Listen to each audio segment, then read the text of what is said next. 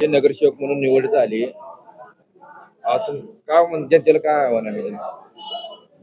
गेल्या अनेक वर्षापासून तुळजापूर नगरीमध्ये मी सतत गेल्या 20 वर्षापासून निवडणूक नगर परिषदच्या माध्यमातून महाविकास आघाडीच्या धोरणाच्या सतत त्यांच्या सोबत राहून निवडणूक लढवत असताना वेळोवेळी फक्त माझ्या कार्याचा व माझ्या पदाचा आणि माझ्या कार्यशैलीचा फायदाच घ्यायचा त्यांनी प्रयत्न केला.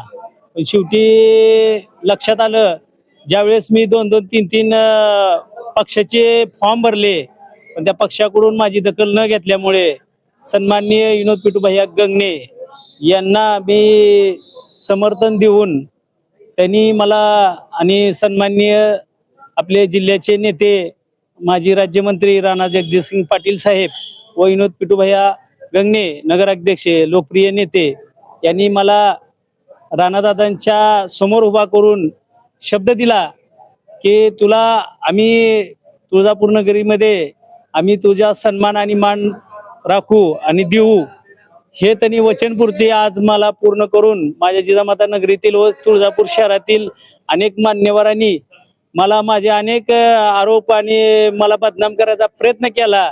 पण आज त्या बदनाम करणाऱ्याला आज विनोद पिटूभाई गंगणे व राणाजगजितसिंग पाटील साहेब यांनी दाखवून दिलं, जो माणूस आहे त्या माणसाला जी योग्य किंमत आहे ते सन्माननीय राणादादा पाटील यांनी दिला आणि विनोद पिटूभाई गंगणे यांनी त्या मान देऊन आज माझी निवड केली.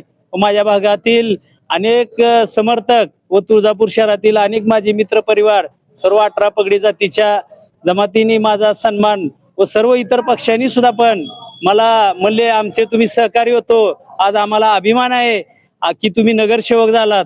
अनेक वर्षापासून तुमची इच्छा होती. ते भारतीय जनता पार्टीचे राणादासिंग पाटील व विनोद पिटूभाई गंगणे व सन्माननीय सर्व नगरसेविका व सर्व नगरसेवक यांनी मला समर्थन देऊन मला नगरसेवक म्हणून नियुक्ती केल्याबद्दल मी सर्व नगर परिषद माझे मित्र सहकारी बांधवांचा मी पूर्णपणे आभार मानतो. जय हिंद, जय महाराष्ट्र.